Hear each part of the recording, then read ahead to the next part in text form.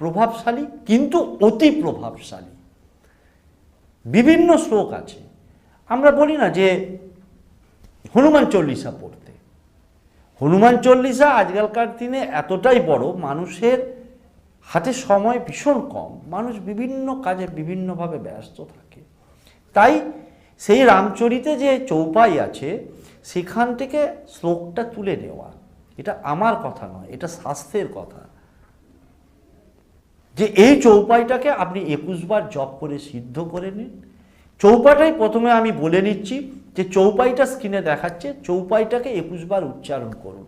চৌপাইটা হচ্ছে রাম সকল নামন তে ওদিকা হৌ নাথ অধ খগ গণ বৌদিকা। আবারও বলছি, রাম সকল নামন তে ওদিকা হৌ নাথ অধ খগ গণ বৌদিকা।